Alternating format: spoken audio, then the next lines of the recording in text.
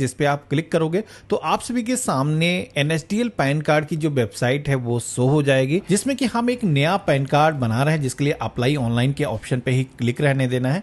Then यहाँ पर आप सभी को एप्लीकेशन टाइप का जो है ऑप्शन दिया गया। अगर आप अपना खुद का पैन कार्ड बना रहे हो तो यहाँ पर new pan Indian citizen form number 49 वाला जो ऑप्शन है इसे सेलेक्ट करना है और कैटेगरी के सेक्शन में इंडिविजुअल का जो ऑप्शन है इस पे क्लिक करना है। देन यहाँ पर टाइटल के सेक्शन में आना है, श्री श्रीमती कुमारी जो भी नाम के आगे आपके टाइटल लगता है उसको आपको चूज करना है। यहाँ पर आप सभी को अब अपना जो नेम है वो फिल करना है। फर्स्ट नेम यहाँ पर फिल करना है, मिडिल नेम यहाँ पर आपको फिल करना है। इसमें आप देख करके उस तरीके से आप नेम को फिल कर सकते हो। इसके बाद में डेट ऑफ बर्थ को यहाँ पर आपको फिल कर देना है और अपनी जो ईमेल आईडी है यहाँ पर आपको फिल करना है। मोबाइल नंबर फिल करोगे। टर्म एंड कंडीशंस को एक्सेप्ट करने के लिए इस आइकन पे क्लिक कर देना है और जो कैप्चा कोड यहाँ पर दिखाया गया है ये अगर कैपिटल है या फिर स्मॉल है इसको सेम ही इस बॉक्स में फिल करना है। देन आपको सबमिट के ऑप्शन पे क्लिक करना है। अब यहाँ पर हमारे सामने थैंक यू का जो मैसेज है वो आ चुका है। पैन कार्ड को बनाने के लिए जो टोकन नंबर की जरूरत होती है वो यहाँ पर जनरेट होकर के आ चुका है।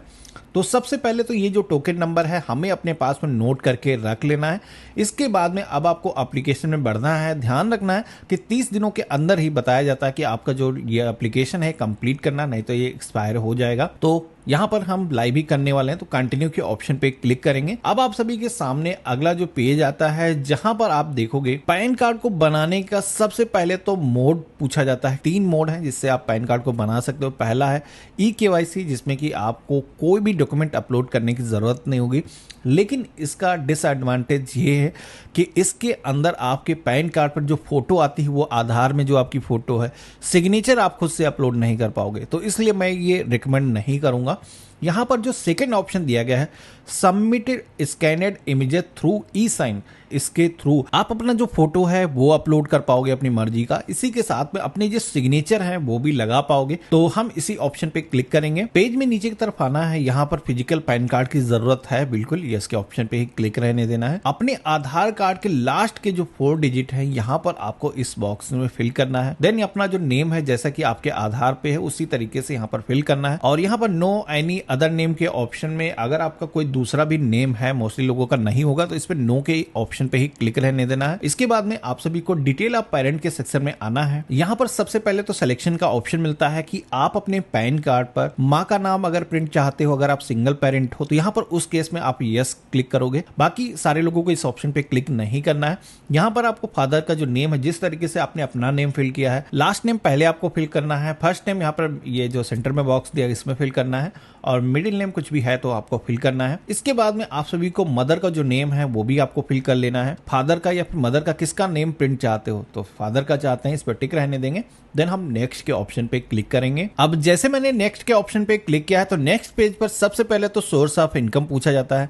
तो यहाँ पर आपकी जो इनकम का जो भी सोर्स है, अगर सैलरी से इनकम होती है या फिर आपकी बिजनेस से इनकम है या फिर आपकी हाउस एंड प्रॉपर्टी से इनकम है, अगर आपकी कोई भी इनकम नहीं है तो नो इनकम का भी ऑप्शन दिया गया है। जैसे कि ये स्टूडेंट का पैन कार्ड हम बना रहे हैं तो हम यहाँ पर नो इनकम के ऑप्शन पे क्लिक करेंगे और यहाँ पर जो डिटेल्स है उनको हम सेव के ऑप्शन पे क्लिक करके सेव कर लेंगे। अब यहाँ पर हमें एड्रेस ऑफ कम्युनिकेशन पूछा जाता है। तो ये जो एड्रेस है आप कौन सा रखना चाहते हो, ऑफिस का या घर का? तो घर का रखना चाहते हैं, रेसिडेंस का जो ऑप्शन है वो सेलेक्ट रहने देंगे। देन यहाँ पर अपने घर का जो पता है सबसे पहले तो हाउस एंड बिल्डिंग नेम अगर आपका है, अगर ग्रामीण क्षेत्र से तो अपने गाँव का नाम ही आप फिल कर सकते हो, यहाँ पर फिल करना है। इसके बाद में जो भी बिल्डिंग का नाम है, अगर शहरी क्षेत्र से हो या फिर ग्रामीण क्षेत्र से हो तो विलेज का जो नेम है वो आपको फिल करना है।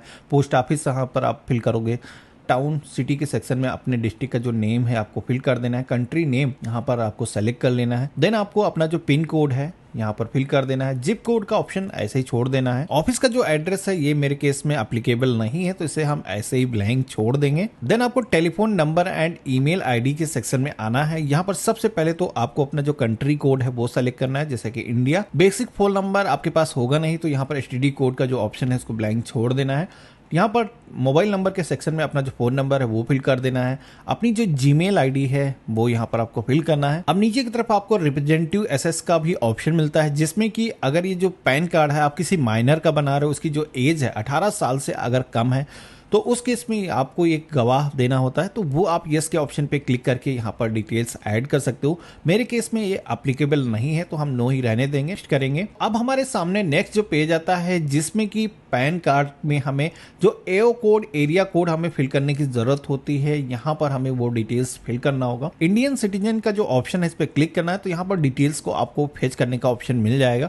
इसके बाद में अपनी जो स्टेट है आप सेलेक्ट करोगे, जिस भी आप शहर से हो आपको सेलेक्ट करना है। देन आपको यहाँ पर फेच के ऑप्शन पे क्लिक करना है। देन आपको नेक्स्ट के ऑप्शन पे क्लिक कर देना है। तो यहाँ पर बहुत सारे डॉक्यूमेंट आपको दिए गए हैं, जैसे कि driving licence, passport, arm licence. तो यहाँ पर जो भी डॉक्यूमेंट आपके पास मौजूद है, पूरी ही लिस्ट आपको मैंने दिखा दिया है, आपको वो डॉक्यूमेंट सेलेक्ट कर लेना है। इसी के साथ में एड्रेस प्रूफ में भी कौन कौन से डॉक्यूमेंट दे सकते हो, यहाँ पर लिस्ट दी गई है। तो मेरे केस में जैसे कि आधार ही मेरे पास में है, तो इसी को हम सेलेक्ट कर लेंगे।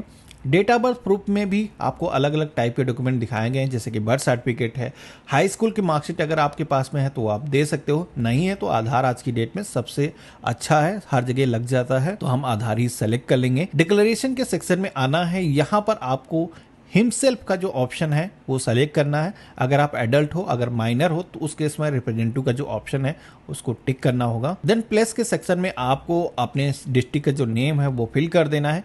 यहाँ पर फोटो और सिग्नेचर को अपलोड करने का जो पेज है वो यहाँ पर आ चुका है, जिसमें कि हम अपनी मर्जी की जो फोटो अपने पैन कार्ड पे लगाना चाहते हैं।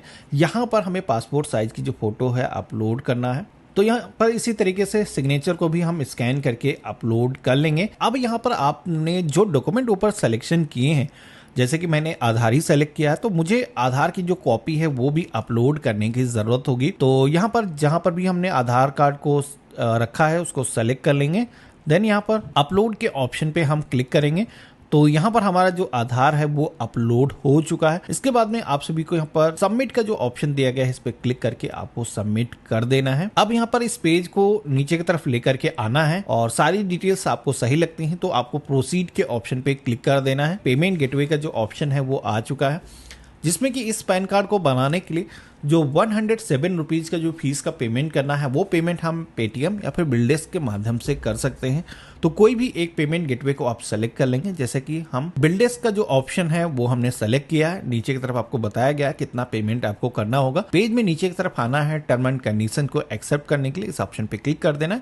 देन प्रोसीड टू पेमेंट के ऑप्शन पे आपको क्लिक कर देना है। अब हमारे सामने पेमेंट गेटवे आ चुका है, जहां पर हम credit card, debit card, net banking, UPI या फिर क्यूआर कोड के माध्यम से पेमेंट कर सकते हैं। तो जो भी मोड से आप पेमेंट करना चाहते हैं सेलेक्ट करेंगे। कोड आया है, इसको हमें स्कैन करना है और यहाँ पर हमारा जो पेमेंट है आप देखोगे कि सक्सेसफुली हो चुका है।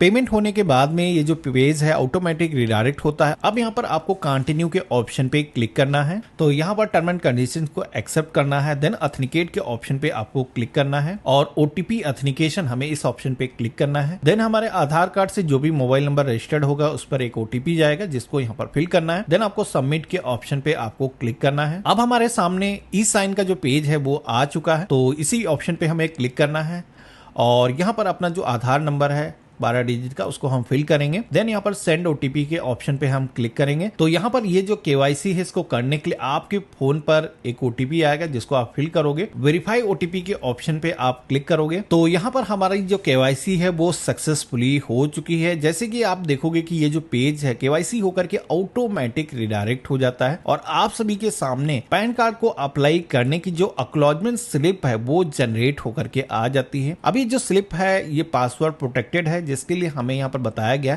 कि अपनी जो डेट ऑफ बर्थ है DDMMYY कुछ इस तरीके से विदाउट सिंबल के हमें फिल करना है।